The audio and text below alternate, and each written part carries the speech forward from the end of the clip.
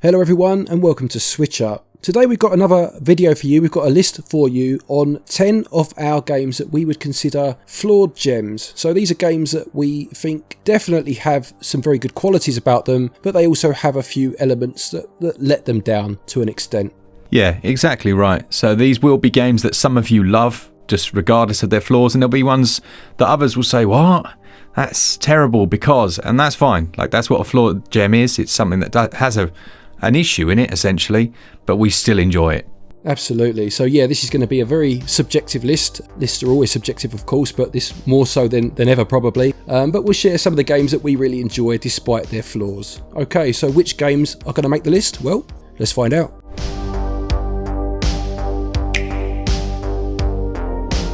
Okay, so to start us off then, we have one that really proves the discussion we just had at the start there, and that's that one of us really likes it and one of us hates it, and it's Commandos 2, the HD Remaster. Now, before Glen says what he's going to say, I will say that it's not a perfect game. The controls are not great on a console. I played this originally back on PC, and it doesn't translate very well as far as controls go. And also there is the big issue, I'm not sure if many of you know about this, but they censored quite a bit of the game. I don't want to go into details because you'll just be bored. It's one of those things. Old games should be, in my opinion, and I'm sure you'll probably agree, Glenn, they should be kept the way they were.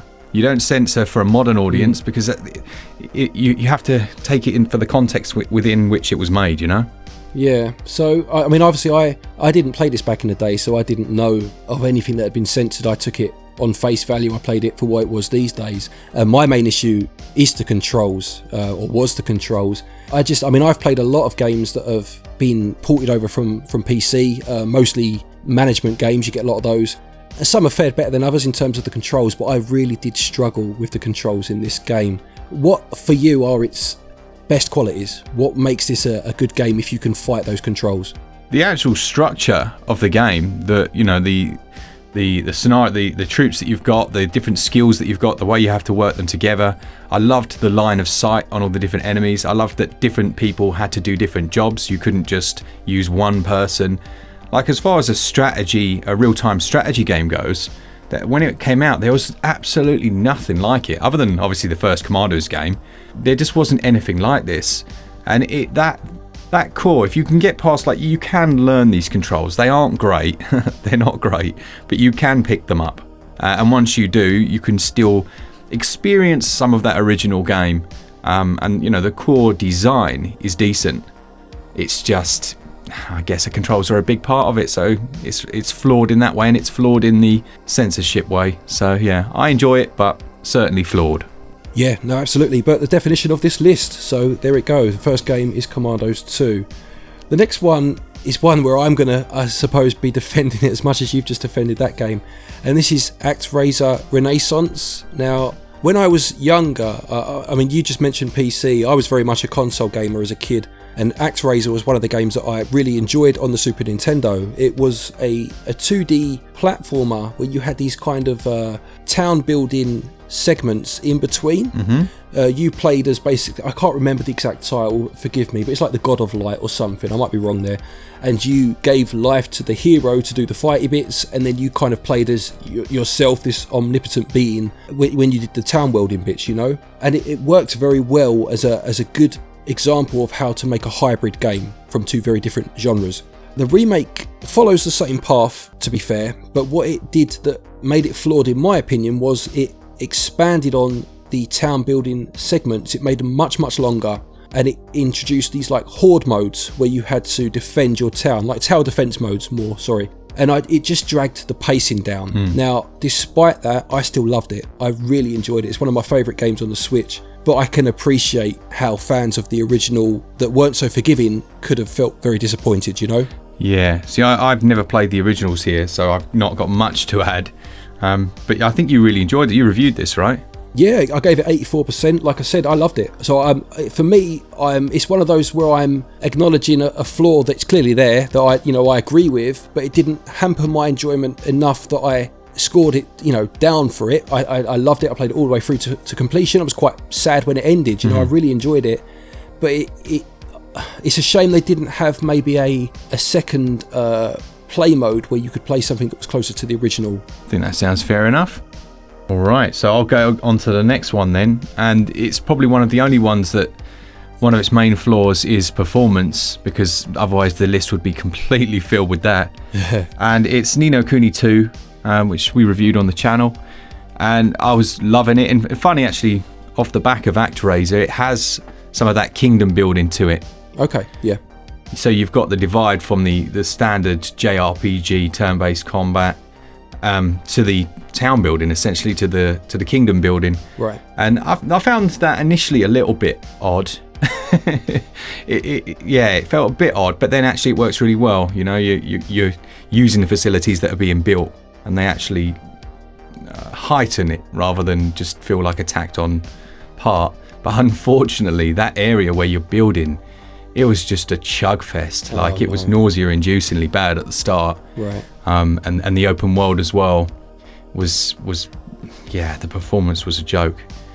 Which I thought was a real shame. Now, I know some people prefer the first game, and the formula of it was a bit slow for me at the start, to be honest. But this one, I liked that. I thought it worked well, but unfortunately, its biggest flaw was and still is performance. And it'll probably be one of the only ones on this list that performance is its main flaw, because it's a bit of a cop-out, really. Yeah, no, I know what you mean. It's difficult with JRPGs, isn't it? Because my lifestyle means that I can't play games on TV too much anymore. Yeah. And I certainly can't sit down and play a 50-odd hour JRPG. So whereas this is available elsewhere and may well not have those performance issues, I don't know, but you know, let's assume it doesn't for a moment, I'd still personally pick the Switch version up just because it would mean that I would get much further into the game being able to play it in handheld. Yeah. So it's kind of a bit of a pick your poison for me in that sense, whereas other people it would just be an obvious, or just play it elsewhere.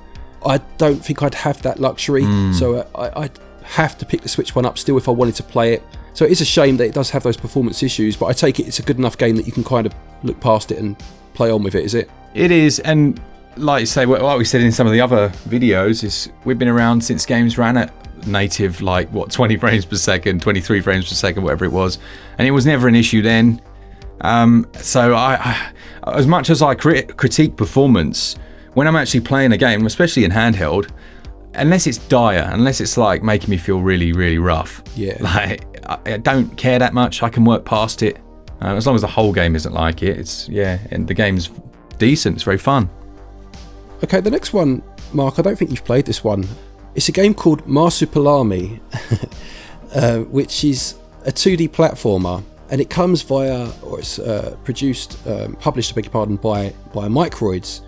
Now, Microids as a company, they do seem to like to pick up these European IPs from comic books, things like Marsupilami, which was exactly where this game's character comes from, the Smurfs, Asterix and Obelix. You know, they do like to pick up these characters in base games around these characters. And I'm quite intrigued by that. I like that, you know, so I picked this game up. And for the most part, it's a lot of fun. It's quite similar. Things like Donkey Kong Country, I think a lot of newer 2D platformers take that game as their blueprint these days. And it does it pretty well, actually. You know, I'm breezing through it. I'm having a lot of fun with it. I'm playing it a few levels a night. But the one thing about it is it seems a bit slow in terms of your character's movement, which just puts me off ever so slightly. You know, it's not enough to stop me from playing it by any means, actually. It's like I say, I'm having a lot of fun with it, but it's enough that it's noticeable, and it just feels ever so slightly plodding in that respect. And sometimes I wonder if it's a frame pacing issue. Sometimes it looks like it is, and other times it feels a bit more intentional. But if they'd have just sped up the character's movement ever so slightly, it would have been much more enjoyable. So this is just a standard platformer, is it? Just a 2D platformer, like I say. It very much takes from the Donkey Kong Country copybook. You know, you have your roll move, which you can roll into a jump to go higher. At the end of a stage, it's like a piece of fruit that you collect to end the stage, and then you can press the button to get more points, as some of the later Donkey Kong Country games did, the Returns games. It very much has that style to it. It's got a lovely aesthetic. It's quite short. I mean, I think it's got 3 worlds of 10 levels. I've been playing it very casually, and I'm already about halfway through it. I've got a whole bunch of lives. You know, it's not particularly difficult. I've always been a bit of a sucker for licensed games, even going back to the old 16-bit, 8-bit, 16-bit days where they were most of the time pretty terrible. I do enjoy picking up licensed games, and I do enjoy it. I just wish they'd sped the character movement up a tad, you know? Yeah, I mean, I'm just looking at a few screenshots here, and aren't those the same fruits straight out of Crash Bandicoot? Oh, really? See, I've not played a huge amount of Crash, so I didn't get that reference, but... It looks very similar. In fact, there's a lot that looks very similar, yeah. Yeah, I mean, in terms of mechanics, it reminded me of Donkey Kong, but maybe aesthetically or in terms of some of those visuals, they've gone that way. But yeah, it's a good game. All right. So the next one then is Cozy Grove. Now, although you haven't played this one, Glenn, I don't think. No, I haven't. No. You can relate to the floor, I think, probably because it relates to a game that you've put a lot of time into, and that's Animal Crossing. Oh, okay, yep. So Animal Crossing, for whatever reason, as you know, it didn't really click with me. Yeah. I don't know what it was. Maybe it was the aesthetic. Maybe it was... I don't know. I don't think I maybe gave it enough time. Whatever it was. But Cozy Grove, I was sucked in by the visual style. Like, I think this looks beautiful. Like, this hand-drawn, it just looks, for me, amazing. And the way that you bring colour back to different areas of the island as you explore it, I mean, I'm a sucker for visuals, and I like the way this looks a lot. Yeah. But unfortunately, and I think you kind of nailed this when I was trying to explain what the flaw was, it almost borrows too heavily and then struggles a bit with its own identity. Okay, yeah. It's having said that, though, I reviewed it and I pointed out those flaws, you know, that there were certain things that it became very run of the mill. It became very like, do this, and you know, you then have to do that over several days, which I know is again standard for the genre. But when you're in a hurry, I don't really have the patience for that, which is quite annoying. But since they've actually really taken care with this, they've added in free updates, they've added in a lot more content. I think if I was to re-review it, it would probably get a higher score.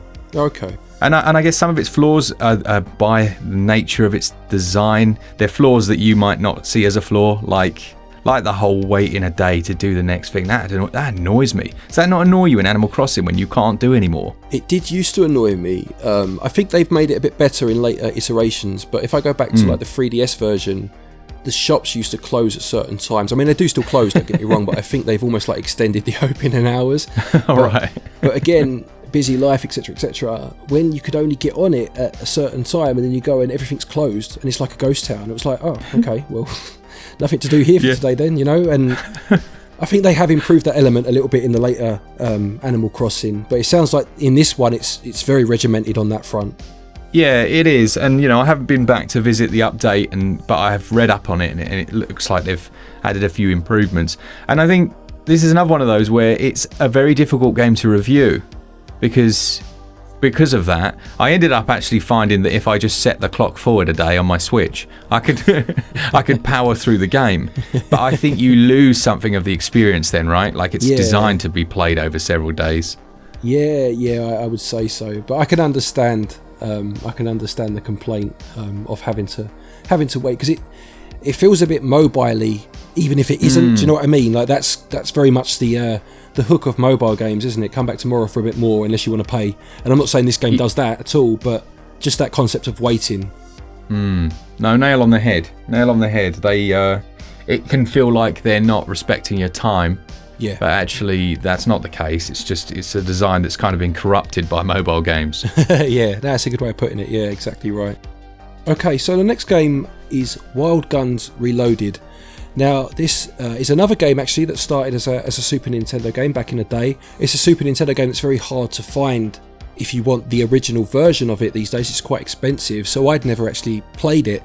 And when I heard they were re-releasing it for the Switch, I was very excited, and I picked it up quite soon into it being released. And it wasn't actually released physically over here in the UK. I imported from America.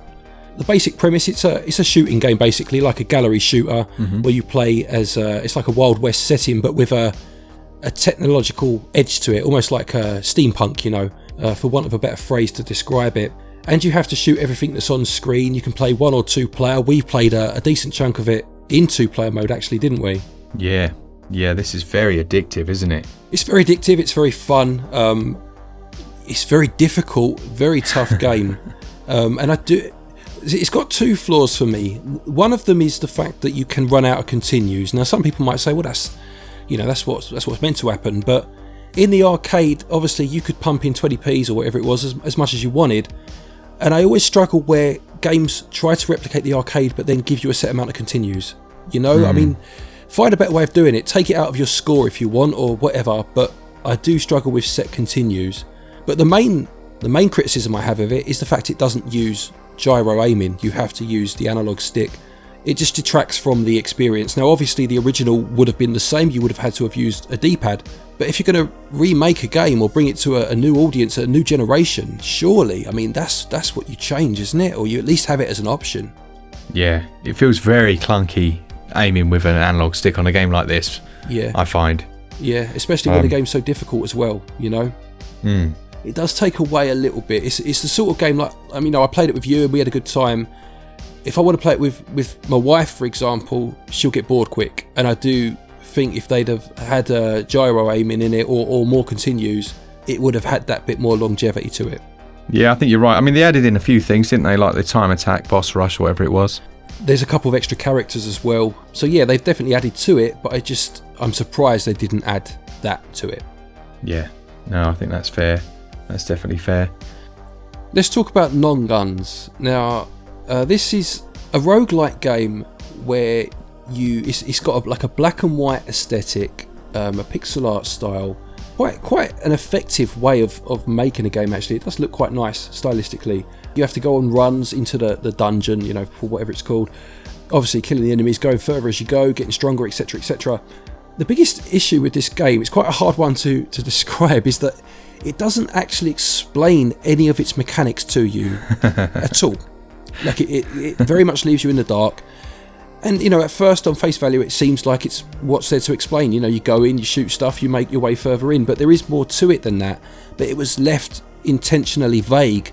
But I think they went a bit too far with it. It's too vague. And when I reviewed this game, I kind of did, which I don't normally do with reviews because it's not necessary, but I did a skip to this timestamp if you don't want to know the mechanics, because I wanted to respect the developers' intentions of not spoiling it, but I wanted it to be there because if you don't know what to do, it can be quite hard to find information of how to play it, you know. And I just think they went a bit too vague with some of the mechanics, because some of the mechanics are actually quite clever, you know. Yeah, I think I played quite a chunk of this actually. I got very hooked onto it. It's a difficult one. I think someone could argue that is intrinsic to the game, because it's very similar to, you know, some of the old PC games I used to play. They would literally just dump you in a pitch black room and be like, there you go.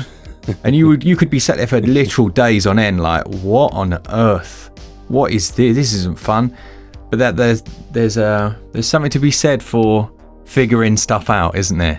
What I would say as a counter argument to that, you are right, but just as a, you know, to play devil's advocate, is that if you're dumped in a room in some of these older games, it's very obvious you need to work something out. Like, what do I have to do? In this game, you could go through it without actually realising how much of the game you're missing out on. Yes, yeah, that's a very good point. That's very, and yeah. So I would counter with that, but I do understand what you're saying. Yeah, no, that's a good point. Actually, there was that, I should say. Because I actually played a good chance. I was like, yeah, I'm doing really well here. And I did a little Google search, and there was a key and core mechanic that I totally missed. Yeah, exactly. And it would have just made the whole thing more enjoyable rather than discovery. I would have just had a better time. Yeah, so, you know, I appreciate their decision, but I do think maybe they could have drip-fed it in a bit better. Yeah, they were just wrong. or that, if you want it, yeah. Okay, so my next one then is a game called Hell Warders, which is a mixture of tower defense with a third-person action game, whereby you can control several different characters that you can unlock, and you go into a scenario. The denizens of hell will be waiting to flood through this gate, and you've essentially got to spend a bit of time placing down your defensive troops, and then hit the button, let them go, and you're trying to fight them off. You can do this solo, or you can do it with up to 4 people online, and personally that's where I had the most fun, when it was 4 of us. It's another one that launched in a sorry state. It was terrible, but that wasn't its flaw. Its flaw really is there's no substance between the actual core gameplay. The storyline was paper thin. There's a few little upgrades that you can get for your turrets, but it rarely made a difference. It felt like it was more you as a player, because obviously there's the action side where you directly control from a third-person view. Mm-hmm, yeah. And I don't know, in a tower defense, it feels like that should be secondary. You know, your skill should almost be secondary to your strategy. Yeah, I think that's fair. I mean, most games you would, I suppose, want it the other way around, but in a tower defense game, when you've taken the time to set up your defense, that's the part that should keep you safe, isn't it, really? Yeah. More so, at least, than your character being strong or being able to intervene. Yeah, it's a fine balance. I really enjoy the game. I think it's very good. It's just, I don't know. It almost felt like it didn't matter what you did in terms of your strategy, as long as you and your mates just, were pretty good with the trigger. Right. Which for me was a flaw, because I think you should, having those different upgrades, having those different items placed in the right places, surely that's intrinsic to a tower defense. Yeah, I would say so. If you had a very, I don't know, I feel like as I'm saying it, I'm like, you could argue this both ways, and I guess that's why it's a flawed gem for me. Yeah, no, that's fair enough. I mean, I do agree with you. I think there needs to be enough room for error that people that aren't as skilled can, fudge their way through it, I suppose. But you do want to have that feeling that what you do matters enough that it's worth investing time into, don't you? Yeah, definitely. And there is a bit of persistence as well. There's some character upgrade and stuff, so it's... No, I thought this was decent. And again, it's another one that everyone avoided because it was so bad performance at launch. But then it's 60 FPS now. It still looks like a dog's dinner, but that's never really bothered me. As long as it tastes nice. I mean, not that dog's dinner tastes nice, but, strange metaphor. It's fantastic. You can live off it. That's all that matters. Oh dear. Let's move on. Right, my next one is Little Nightmares 2, which is a very good game. It just has one slight flaw about it that affects the game. Not enough for it to be bad, certainly not. It's a very good game, but my issue with it does come down to controls, which we have mentioned a few times in a couple of these games. It's quite clunky. Now, for the most part, that's fine, because it doesn't really matter. It's very much about atmosphere, this game. It's very macabre. It's got a great art style to it, and you can kind of move along and the controls won't affect you too much. But at times, specifically with the boss battles, you have to run and you'll have to outrun the bosses. It's not about defeating them as such. It's about a set piece happening where eventually something will fall on them and defeat them for you, And that's where the controls do become an issue. And it's a shame, because some of the boss designs are fantastic, but because you'll die so often because of the controls and you'll see them so often, they lose their fear factor and they become more frustrating than scary, which is a shame. And that's the major flaw for me. Not enough for it to become a bad game at all, but it does just diminish what they had achieved up to that point. It's amazing, isn't it, what a difference controls can make to the overall gameplay. Yeah, it really is. And like I say, for vast portions of this game, it won't really matter. You might try and climb up a ladder and inadvertently fall off. It doesn't matter. But it's on those boss battles where you have to run and you have to be quick and they need to be more precise that it does just start to drag a little bit.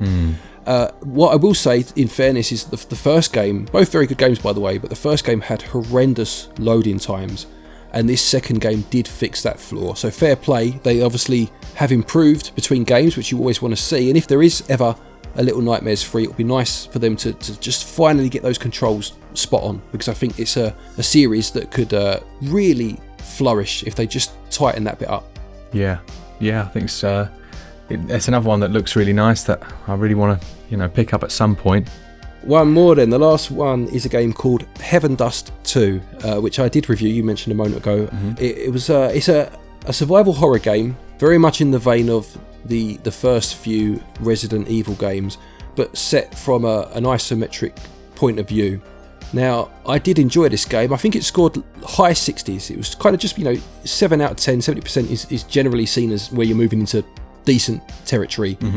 Just below that for me. And the main reason for that was because I did feel, as much as I do like it and I do think it's a good game, what it got slightly wrong for me was the feeling of survival horror. And what I mean by that is that in the first few Resident Evil games, before you know, Chris Redfield started punching boulders and they started giving you all the weapons in the world and all the rest of it. Before any of that happened, it was always about, there's a zombie over there, I could kill him, but I don't have a lot of ammo left. I can swerve around him if I'm careful. What should I do? And that's what I loved about the first few Resident Evil games. It was that feeling of, do I try and make it around this character, this zombie, and keep my bullets? But then he's always in here, and every time I have to pass through this room, he's going to be there and I've got to avoid him again. And this game tries to do that, but then it kind of puts enemies in positions where you can't not kill them. And it kind of spoils it a little bit, you know. It does...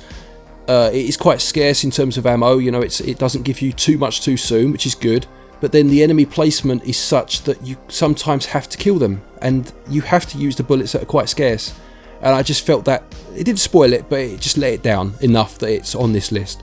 Yeah, I think that sounds fair enough, really. That is our last game on this list. Do, as Glenn said, let us know down in the comments, what are your ones, you know? What are the games that you play that, I guess some people might call these guilty pleasures, but what are your flawed gems and what you know, what's flawed about them? Yeah, absolutely. Yeah, like we say, these are games that we very much enjoy. They just have an aspect that could have turned them from good to great.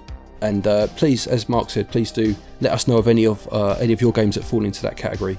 A quick thank you to our Patreons, of course, for your continued support. Don't forget, if you are looking for eShop credit to pick up any of these games or any other games for that matter, you can use our website, switchup.gg. There'll be a link in the top pinned comment, and you can currently get 10% off of those cards up until the end of this month of May. Take care, everyone, and until next time, happy gaming.